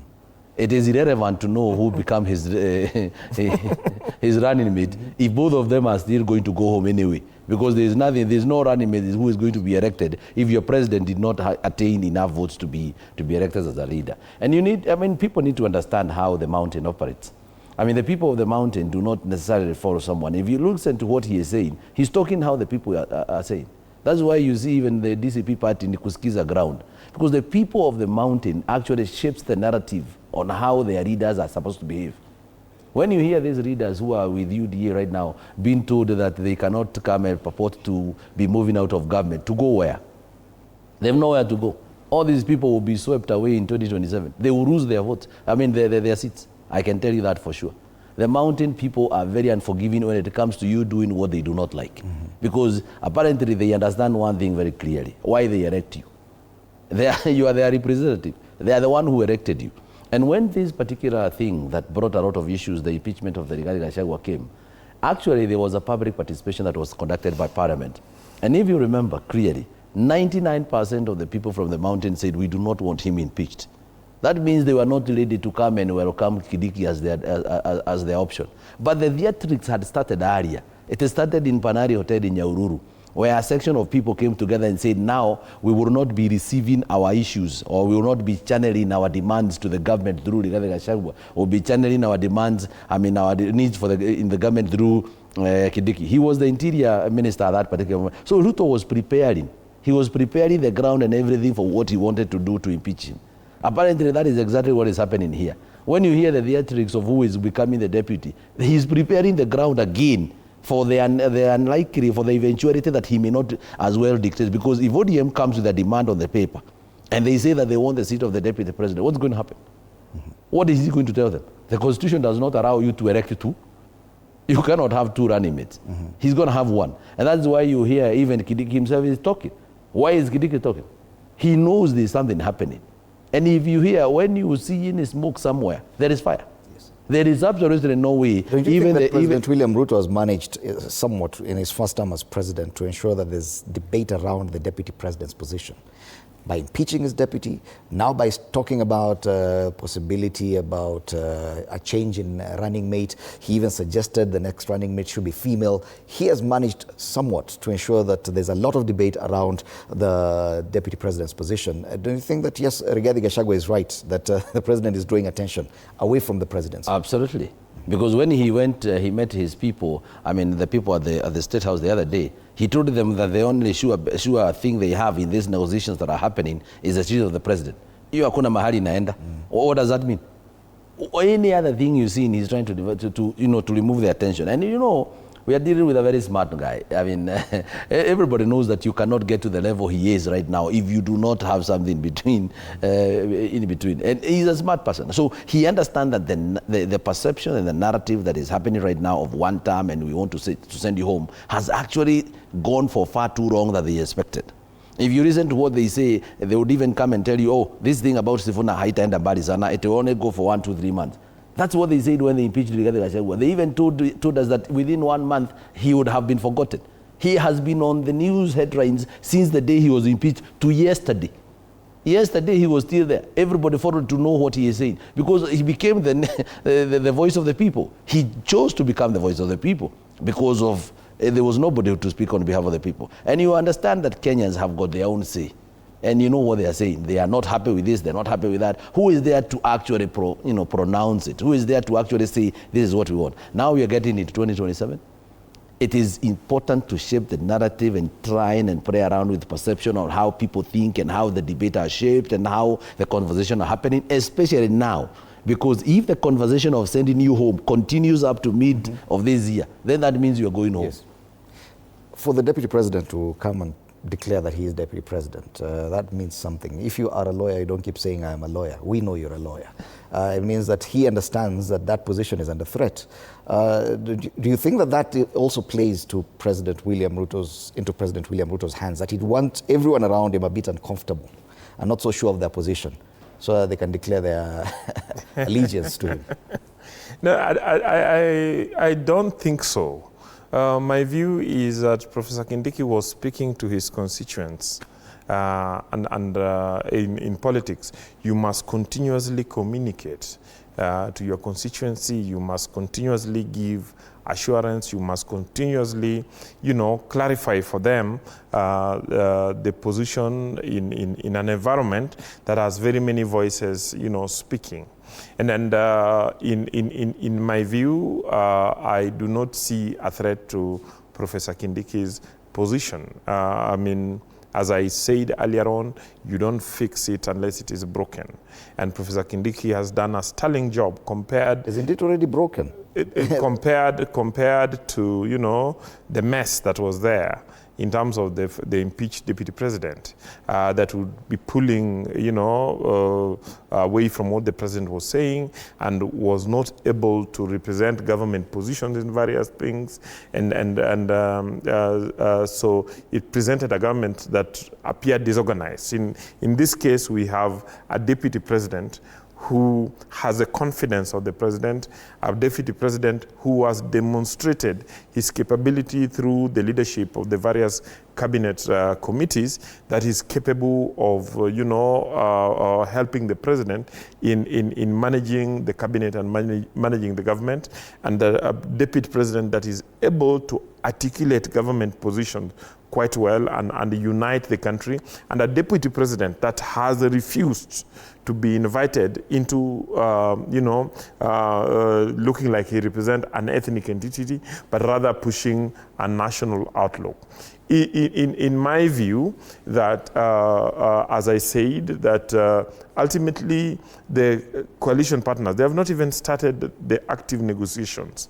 They are going to negotiate and settle on what works. And I believe that when they look at that, they will find that Professor Kindiki is still the best that, they can take into elections. But even as it is the best that they will take into elections, I do not think that in having Professor Kindiki as a running mate means that ODM is losing. This is. I want to challenge your assertion that it's not broken yet. If at all it wasn't broken, the president would not see the need to bring ODM. No, it's not. It's not broken. The president's philosophy is that we need to have a broad-based government in which the fractious nation, and we have had a fractious nation for a very long time, tries to pull together so that everybody feels to be part of government. And that is resolving a problem, a structural problem that we have had in this nation over the years. And I am certain that, because I come from Kisumu, which is one of the strongest backyards of ODM, that when you talk to the man in the streets in Kisumu, what they are keen on is one, representation in government, not necessarily symbolism. Because the question is, if you give the people of Kisumu the Ministry of Roads to compare with the deputy presidency, the question is, what does the deputy president bring? What does the Ministry of Roads bring? If you give them a ministry on blue economy that would resolve, the economy of the lake through reviving the lake. I'm just giving the lake as one of the strongholds of ODM, and you give them the deputy presidency. My view is that they will go for those issues that resolve their basic problems rather than going for symbolism. Yes. We've seen a number of MPs from the Mount Kenya region who belong to UDA already expressing their concerns with regard to this, and even issuing threats, going to the extent of saying that if at all it doesn't, this doesn't happen, then probably will move out. You think that's coming from nowhere? In a political scene like this, we will have very many voices coming up and reacting to positions, okay? I don't think that we have reached a point where any supporter of Professor Kindiki should, be in fear that anybody is going to take positions of Professor Kindiki. Professor Kindiki is very well respected, for instance, when you come to, the slum that I grew up in Kisumu called Manyata, or when you come to the village that I come from called Nyamware in Kisumu. You see when he visits those places, he is treated with a lot of respect. You notice actually Boburu Odinga chose Kisumu to be the point where he told Professor Kindiki that we are not interested in your seat, okay? And that you are our friend, okay? So I can tell you for sure that the issue of the deputy presidency is not a crisis. Okay. And that the crowds that would then inform the membership of ODM are not necessarily looking for, they are looking for participation in the government, they are looking for a government that works for them, they are looking for an opportunity for the young people. And I would actually challenge Sifuna and Babu, that they have an opportunity to grow within this system, to one day get to the point where they would emerge. It is also interesting, as I end, that the media seems to be pushing a very interesting narrative. You realize that a few weeks ago, Babu was pushing himself to be the party leader. You realize that the media has pushed him to the back burner, and that the banner right now that is being presented on Kenyans is Sifuna. Basically, the media is trying to manage ODM. That's an interesting assertion. To serve the political interest that informs this. I want us to consider the other side of the political divide. We've focused a lot on ODM and the Kenya Kwanza and probably the UDA-ODM coalition. But the United Opposition is going for a 2-day retreat starting today to come up with a method of electing their candidate as well, and also choose a running mate also. So the running mate debate also is alive there. It is a method that they will employ to do this. We've had previously people being interviewed, and they did not take that so kindly. But how do you think they're going to go into this? What are the biggest challenges ahead of this 2-day retreat? Well, there's nothing that is as important as sometimes taking time to take stock. You know, after vigorous campaigns where everybody is campaigning in their own way, because as you know, right now, we have every party presenting their person as a preferred presidential candidate. It is always important to go back and find that unity of purpose that it is that brings you together. There's a reason why they are united opposition, because the different parties coming together for a common goal. So going down into the retreat and of course taking stocks of what it is that they have managed to achieve right now and what are the challenges, and of course you know that they have been having a problem with security, and apparently some 10 days ago they visited even the IG to present some bit of a memorandum in terms of complaints and demands that some of these things have to be met, where they were promised this and the other. It is always good to take stocks because the journey ahead requires people to work as one.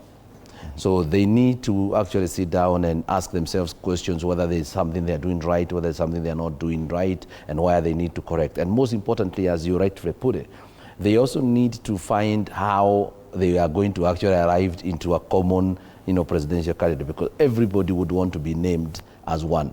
But they are, of course, going to have their own formula on how they will arrive into that, including now who becomes the deputy, who becomes this and the other. So it is important that as momentum of politics takes shape, and as the year now grow older, it's no longer a new year as we used to call it. We are headed to the first quarter, to the end of the first quarter of the year. It is important to know the milestone, for example, at what point do we do what? They need to come up with what we call the schedule of work. The schedule of work is where you actually date your activities. So you need to understand at what level do we announce this. The other day you had the DCP party leader saying that they also need to wait a little bit because they are waiting for more people who are going to actually join. It is good to also have a cut line on when those people should be able to come and join. And if they have not joined, for example, the wagon, what happens after that? Because eventually, the united opposition understands, and they are already aware, that it is a game of numbers that they are getting themselves into.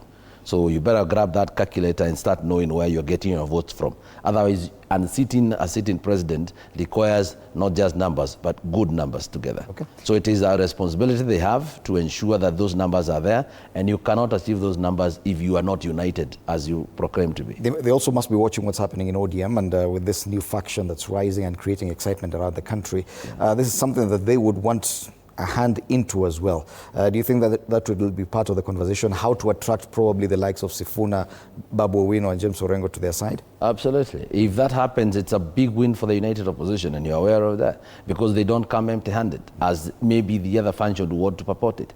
But obviously they will be leaving the huge chunk of ODM supporters, especially from the western side of Kenya, where obviously you know that is the biggest, the second biggest basket in terms of votes in Kenya. Okay. So everybody who is looking at numbers and how they add into the numbers of winning, not just 50+1, but winning with a big margin, they'll be looking into ensuring that they can actually consolidate that as a bloc. So I know united opposition will be looking into seeing whether they can position themselves to be attracted, to be attractive to what it is that is coming out of ODM, because the people who are coming out of ODM, these are not just people you just walk into and you tell them that they need to join you. They can decide to become that force, and they would definitely go all the way to the end, because they are very principled and very serious about what it is that they believe in. So they would want to see that before they join you.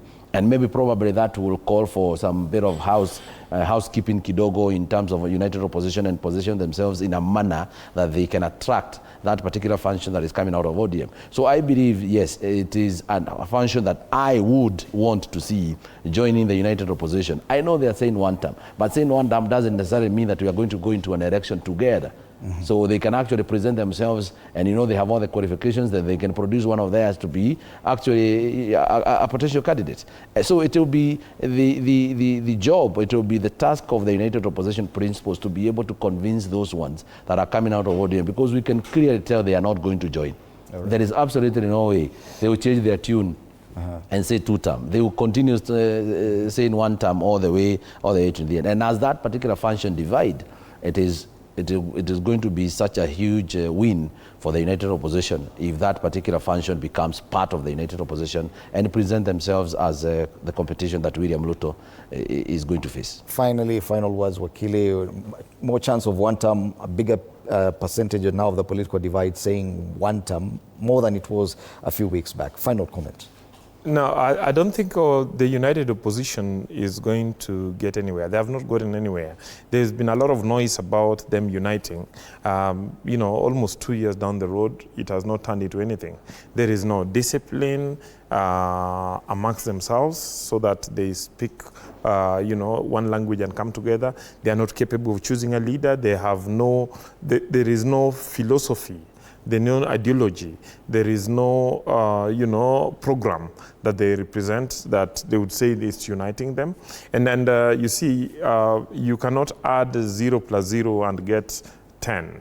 The by-elections clearly proved that their support bases were, very minor, ethnic and clan, and that President William Ruto remains to be the only candidate for 2027 who has a national outlook, has a national philosophy, has a national network, is capable of pulling the country together.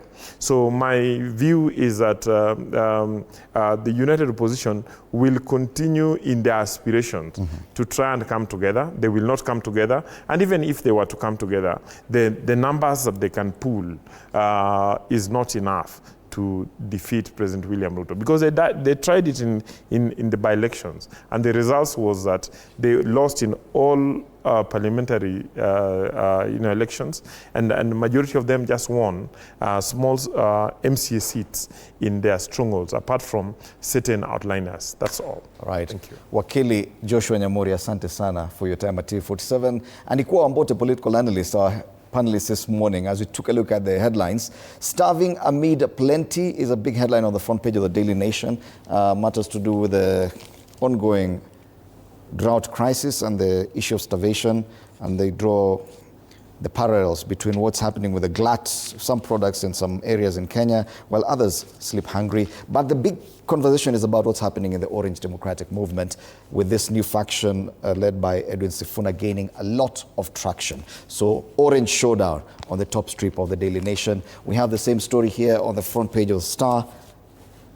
Thousands attend Sifuna rally amid chaos and tear gas, but this big story there is pensioners to retire with millions in new NSSF savings system. The Standard, Sifuna roars on the front page, and on the Taifa Leo, kimeumana ODM. That's a big conversation. Sifuna, Sifuna, Sifuna.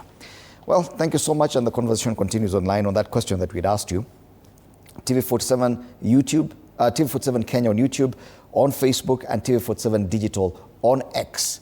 Well, after the break, we switch gears and talk matter sports. The crew for the Monday Blitz is on standby. Duncan Mutua, what do you have for us? All right, thank you so much, Fred. We have a lot lined up for you in the Monday Blitz. Remember, yesterday our national football team, that is, our national rugby sevens team, that is Shujaa, failed to win in the HSBC Division 1 HSBC Division 1 series. Also, we're going to talk to matters to do in Nairobi United. They have failed to win their last 6 matches at the Confederation Cup in the group stages. Also, we have the question of the day. Remember, we must talk about English Premier League, and we have the question of the day. Arsenal and Manchester City, 4-point gap. You, as a viewer back at home, which team do you think will bag home the EPL title with 8 matches to go, or rather with 12 matches to go for the EPL 2020, for the 2025-2026 season to end?